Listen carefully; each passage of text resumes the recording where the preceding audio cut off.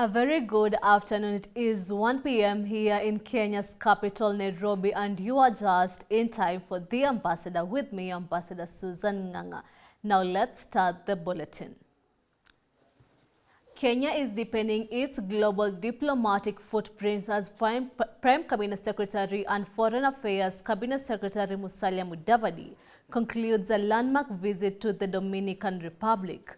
During the three-day mission, Mudavadi held high-level bilateral talks in Santo Domingo, reinforcing Kenya's leadership role in the UN-backed security mission to Haiti. The visit resulted in the signing of key agreements on medical evacuation, logistical support, and diplomatic training, marking the first ever political consultations between the two nations. The trip comes amid worsening security and humanitarian crisis in Haiti. Mudavadi now heads to Brazil for the next phase of his diplomatic outreach. Prime Cabinet Secretary and Musalia Mudavadi today finishes his three-day high-level diplomatic visit to Santo Domingo, the capital of the Dominican Republic. The mission was to reinforce Kenya's leadership role in the multinational security support mission, better known as the MSS mission in Haiti.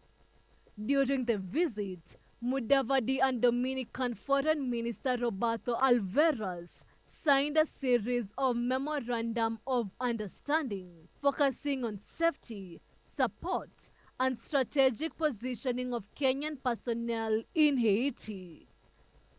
At the bilateral level, the signing of the two memoranda is very, very important. One, in support of the peace mission, and for us to be able to work with you whenever they need help. We appreciate and thank you for that. Secondly, we believe that there is great opportunity for us to develop strong alliances, starting with our diplomatic engagements through our two ministries of foreign affairs and the institution itself. So that covers the second aspect of the memorandum that we have executed today. We want to learn from you on how you are able to capture the attention of 11 million tourists every year coming here. That, based on the population you have, that is one person per tourist. In Kenya, we have been able to get to about 2.5 million tourists.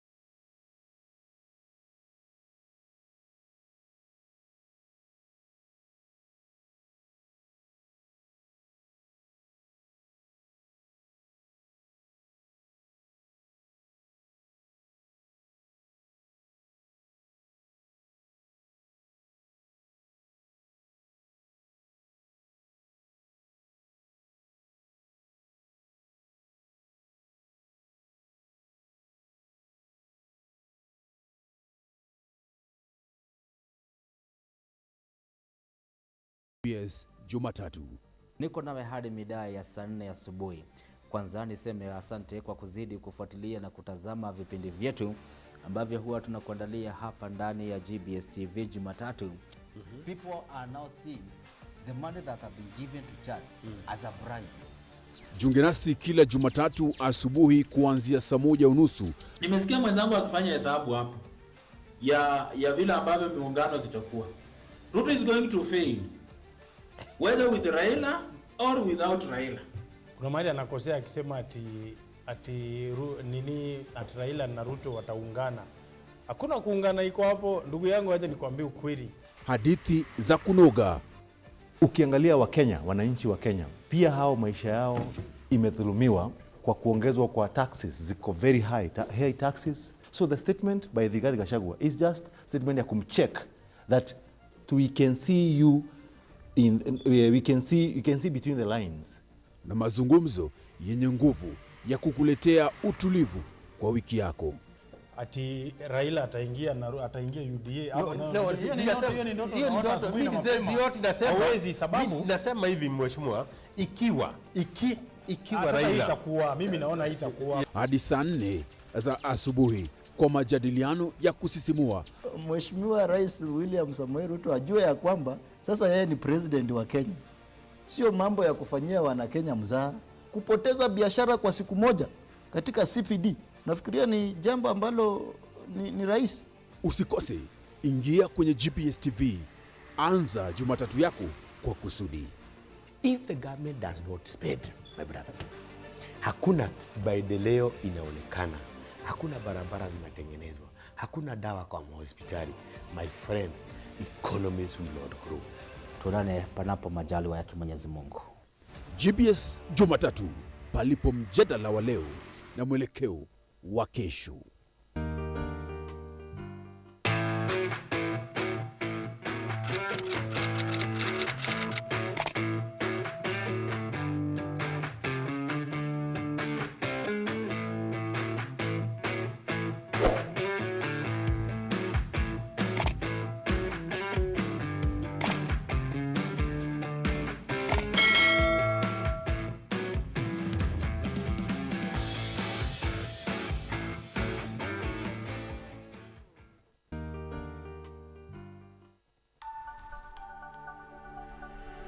Everywhere, GBS.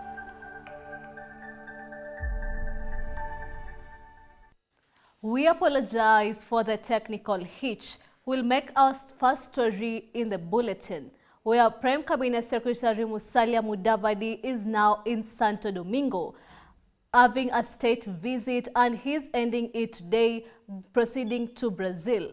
His landmark visit to the Dominican Republic. During the 3-day mission, Mudavadi held high-level bilateral talks in Santo Domingo, reinforcing Kenya's leadership role in UN-backed security mission to Haiti. The visit resulted in signing of key agreements on medical evacuation, logistical support, and diplomatic training, marking the first ever political consultations between the two nations. The trip comes amid worsening security and humanitarian crisis in Haiti. Mudavadi now heads to Brazil for the next phase of his diplomatic outreach. Prime Cabinet Secretary and Foreign Affairs Cabinet Secretary Musalia Mudavadi today finishes his 3-day high-level diplomatic visit to Santo Domingo, the capital of the Dominican Republic. The mission was to reinforce Kenya's leadership role in the multinational security support mission, better known as the MSS mission in Haiti. During the visit, Mudavadi and Dominican Foreign Minister Roberto Alvarez signed a series of memorandum of understanding focusing on safety, support, and strategic positioning of Kenyan personnel in Haiti. At the bilateral level, the signing of the two memoranda is very, very important. One, in support of the peace mission, and for us to be able to work with you whenever they need help. We appreciate and thank you for that. Secondly, we believe that there is great opportunity for us to develop stronger links, starting with our diplomatic engagements through our two ministries of foreign affairs and the institutions there. So that covers the second aspect of the memorandum of understanding that we have executed today. We want to learn from you on how you are able to capture the attention of 11 million tourists every year coming here. That, based on the population you have, that is one person per tourist. In Kenya, we have been able to get to about 2.5 million tourists out of a population of 50 million. So definitely you're doing something right in this country.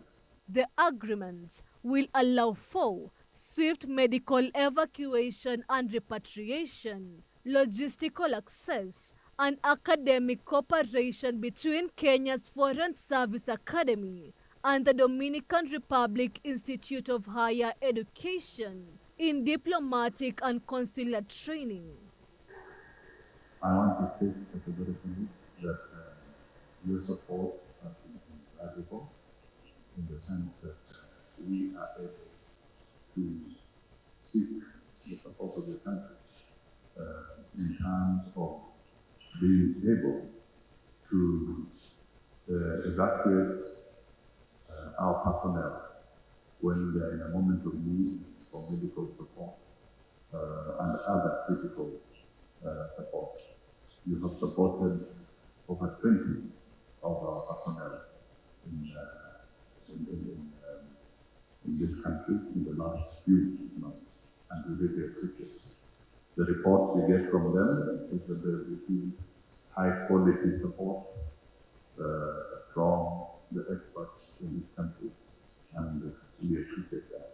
Equally, we want to state that this mission requires a lot of cooperation in terms of intelligence, sharing of critical information.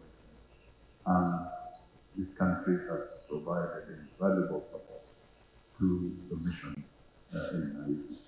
Our request is that we continue supporting each other and collaborating for the success of our mission. So we also pay tribute to the security personnel who have anchored the role of the mission in Haiti. This was the first ever political consultations between the two nations, a historic step forward in cooperation on security, health, education, and trade. Following his successful mission, Mudavadi is now scheduled to travel to Brazil for further diplomatic and economic engagements. Susan Nganga, GBS News, Nairobi. Now moving forward, in a significant step towards restoring democratic governor, Guinea Prime Minister Amadou announced that general and presidential election will be scheduled in December this year. This comes as the country plans a constitutional referendum in September, marking key steps in ending nearly 4 years of military-led governance. But the path to transition is drawing scrutiny, with growing concerns over political freedoms and opposition crackdowns. Here's more on that story. Guinea will hold general and presidential elections in December.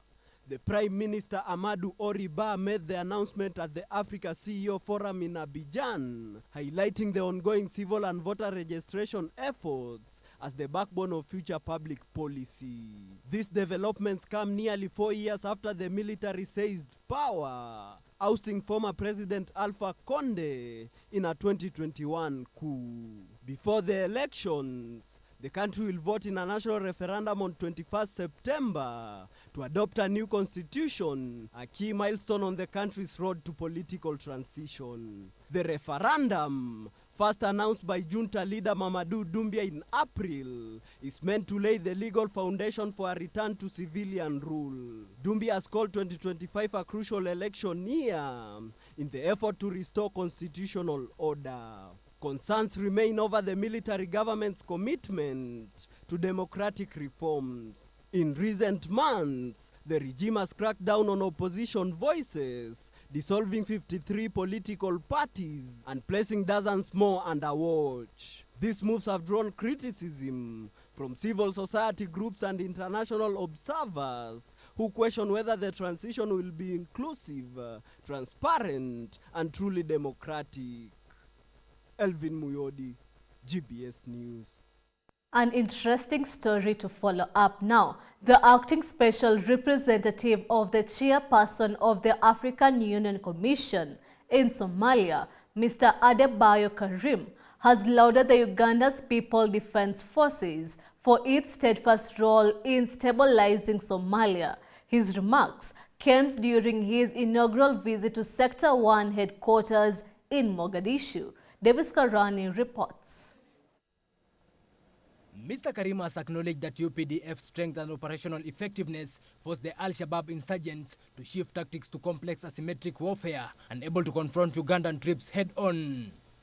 Sector 1 under UPDF command is the center of gravity and pivotal to stability and functioning of Somalia, underscoring the strategic importance of Uganda's deployment. I think the General has indicated the importance of the UPDF and Ugandan government generally to the salvation of Somalia. For those of you who may not know or who might have forgotten, this country fell into civil war. Mr. Karim also expressed deep appreciations to UPDF and the Ugandan government for their enduring commitment to peace and security in Somalia. Historical excursion to underscore the significant role the UPDF has played in this country. And I think at the highest level, the government recognizes that. Every time we've met with leadership of Somalia, they've always recognized that Uganda, Burundi, the first to come, they played a very significant role in degrading Al-Shabaab and bringing normalcy into this country. So on behalf of the leadership of the African Union, I can only thank you so sincerely for all the effort that you've made in pacifying this country. He pledged continued AU support for civil military cooperations initiative aimed at improving the lives of Somalia citizens and reaffirmed the continental body's dedications to ensuring Somalia is not left behind. The sector itself is a very, very important sector because one, Lower Shabelle and the connecting areas. When we talk about agriculture, Lower Shabelle is the most fertile area that we have in Somalia, and therefore makes it to be the food basket of the in Somalia. AMISOM Force Commander Lieutenant General Sam Kavuma hailed the visit as timely and significant, reiterating the strategic value of Sector 1. Sector encompasses the Lower Shabelle region, Somalia's agricultural heartland, and hosts key installations including Villa Somalia, the Presidential Palace, Parliament, Mogadishu International Airport, and the seaport. I want to have the entire component. In my capacity as the Force Commander, I want to come into one of the sectors, which is Sector 1. And of course, as you are aware, Sector 1 plays or has played a significant role since the inception of this mission. Of course, being the first contingent stepping here, everything else that has happened in this country under the mission, of course, have taken place the basis of deployment of this sector. Further to that, the sector itself. Davis Karani for GBS Ambassador. American President Donald Trump is now in the United Arab Emirates. President Trump was received by Saudi Crown Prince Mohammed bin Salman. The visit aims at strengthening bilateral ties between the two nations. Here's more on that story.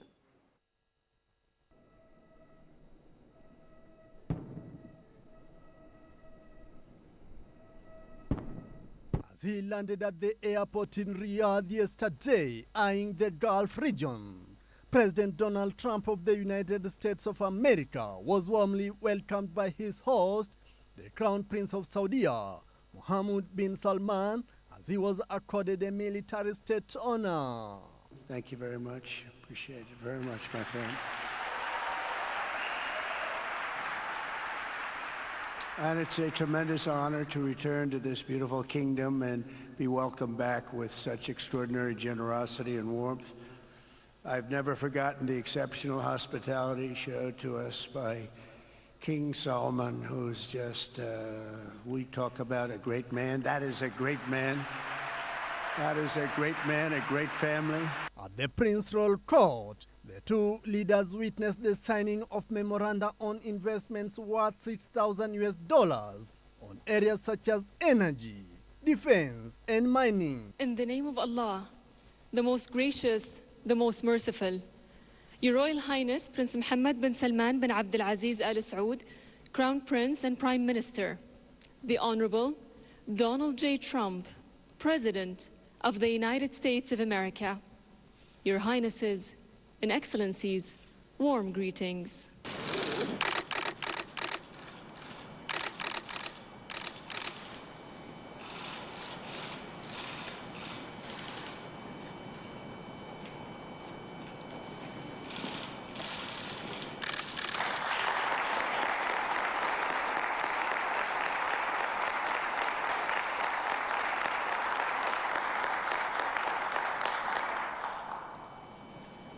Your Royal Highness, Mr. President, with your permission, we shall now begin the ceremony of exchange and announcements of a number of bilateral agreements and memorandums between the Kingdom of Saudi Arabia and the United States of America.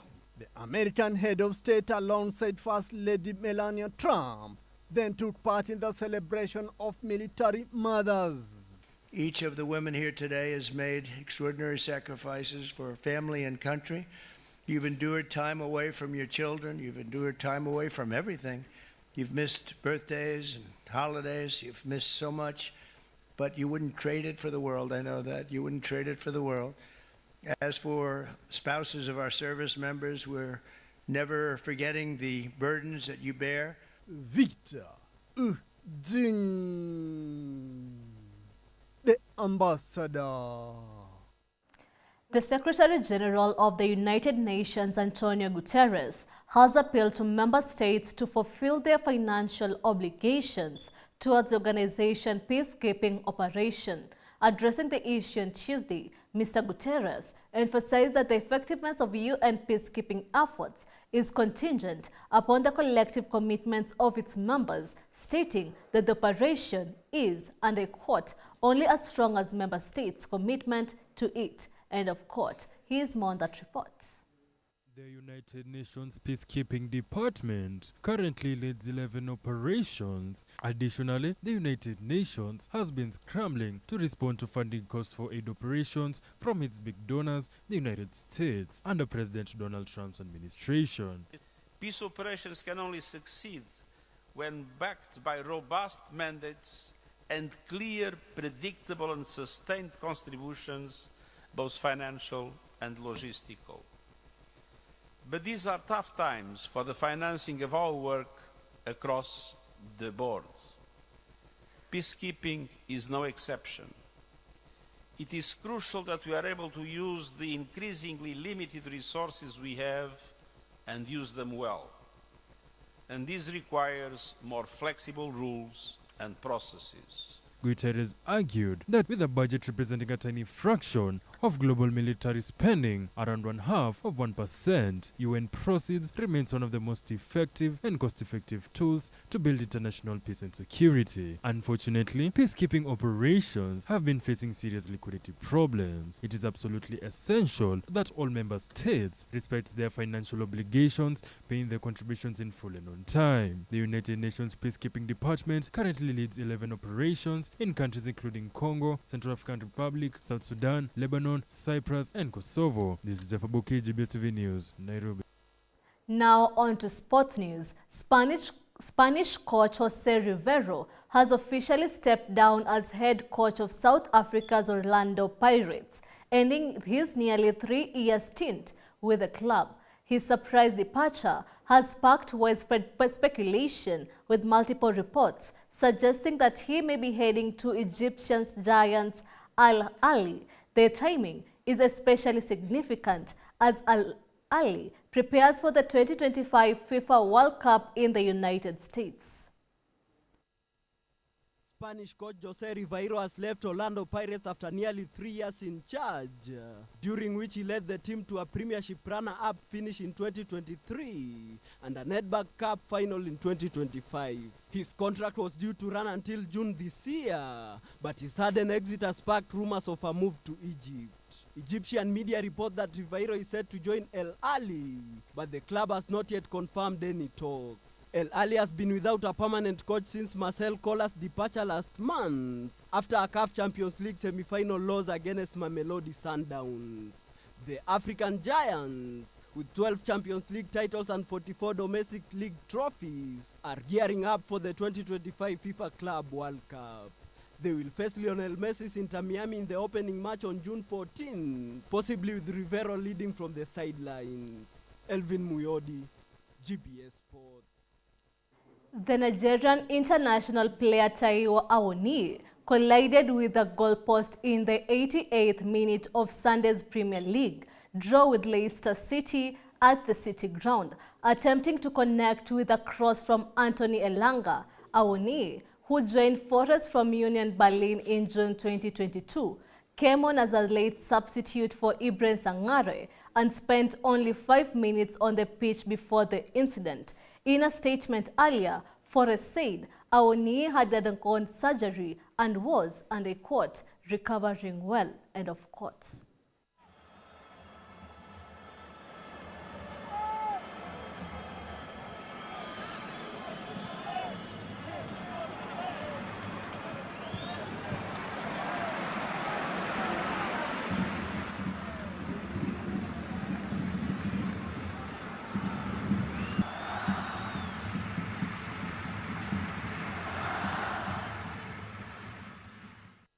And that sports news brings us to the end of the bulletin here at The Ambassador. Thank you for joining us as we uncover the latest developments. We'll continue to bring you updates on these stories and more as they unfold. Remember, this is The Ambassador, where we debunk global diplomacy and geopolitics. Good afternoon.